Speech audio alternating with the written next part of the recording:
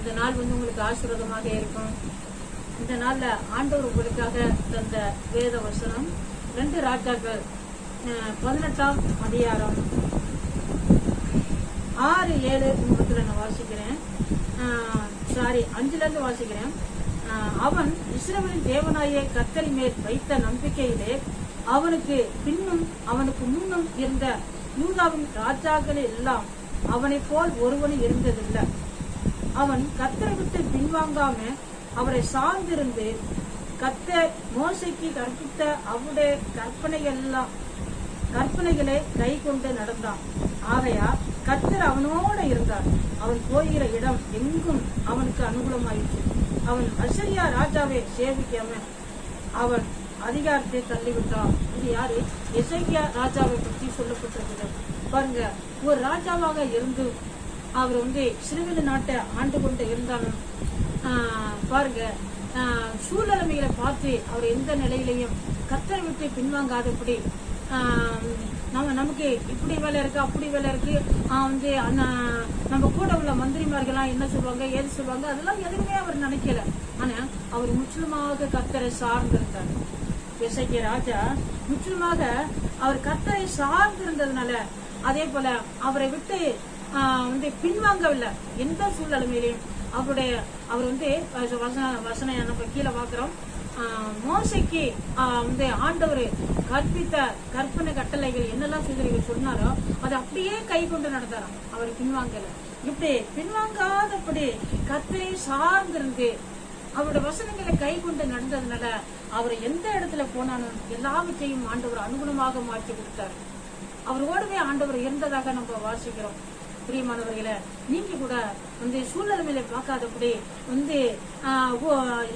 நீங்க ஆண்டவரை பின்பற்றி வரும் பொழுது சுற்றுச்சூழல்கள், உங்களுடைய சொந்த பந்தங்கள், உங்களுடைய உறவினர்கள் எதையும் சூழல்மை எதையுமே பார்க்க கூடாது.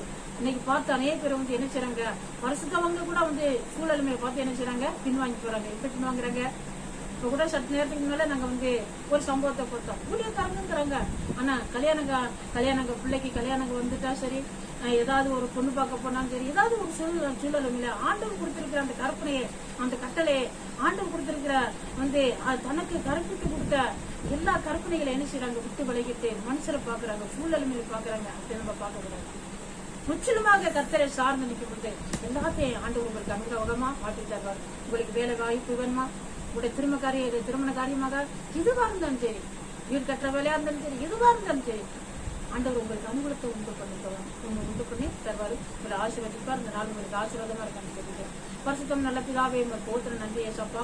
ஆண்டவரே, இந்த வேத வசனத்தை கேட்ட உங்க பிள்ளைகள் ஒவ்வொருத்தரும் ஆண்டவரை தனித்தனியாக பேர் புறாணிகள் ஆசீர்வதிங்க தகப்பனே. உங்களுக்கு போத்திரையா யாரெல்லாம் ஆண்டவரை சார்ந்து நிற்கிறார்களோ, ஆண்டவரே அப்பா உங்க மேல நம்பிக்கையா இருக்கிறார்களோ, ஏசாப்பா உங்க பிள்ளைகளை வெக்கப்பட்டு போகாதபடி ஆண்டவரே அவர்களுக்கு அனுகூலங்களை உண்டு பண்ணி அவரை பார்க்கிற எல்லா ஜனங்களுக்கு முன்பாக, உறவினர்களுக்கு முன்பாக, ஊரார்களுக்கு முன்பாக, தேசத்தார்களுக்கு முன்பாக ஏசாப்பா உங்க பிள்ளைகள் ஆண்டவரை உயர்த்தி ஆசீர்வதிங்க தகப்பனே.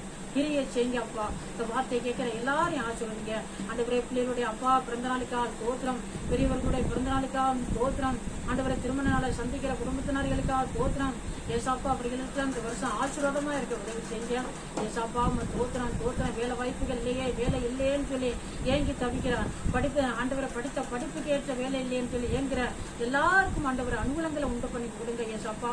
ஆண்டவரை படிக்கிற பிள்ளைங்கள் இந்த வருஷத்துல ஆண்டவரை படிச்சுட்டு முடிச்சுட்டு ஆண்டவரே தோத்திரம் அடுத்த படிப்புக்காக எதிர்நோக்கி இருக்கிற இந்த பிள்ளைகளை யாரெல்லாம் சார்ந்து நிற்கிறார்களோ அவர்கள் எதிர்பார்க்கிறத நீர் வாய்க்க பண்ணுங்க தகப்பனே. தோத்திரம் நன்றி ஏசாப்பா. அப்பா மீனவர்களுக்காக ஜெபிக்கிறோம், விவசாயிகளுக்காக ஜெபிக்கிறோம், வியாபாரிகளுக்காக ஜெபிக்கிறோம். எல்லாரும் ஆசீர்வதிங்க. அவர்கள் படுற பிரயாசத்துக்கு ஏற்ற பலனை கொடுங்க தகப்பனே. ஏசாப்பா மருத்துவமனையில படுத்திருக்கிற வியாதியோடு படுத்திருக்கிற ஒவ்வொருத்தருக்கும் நீங்க விடுதலை கொடுக்க தகப்பனே. எல்லாரும் ரட்சிங்க, ஆசீர்வதிக்க தகப்பனே. தோத்திரம் ஏசாப்பா இந்த கருத்துல ஒப்பு கொடுக்கிறோம். ஏசு கிறிஸ்து நாமத்தில் ஜெபிக்கிறோம். பரிசுத்தம் நல்ல பிதாவே.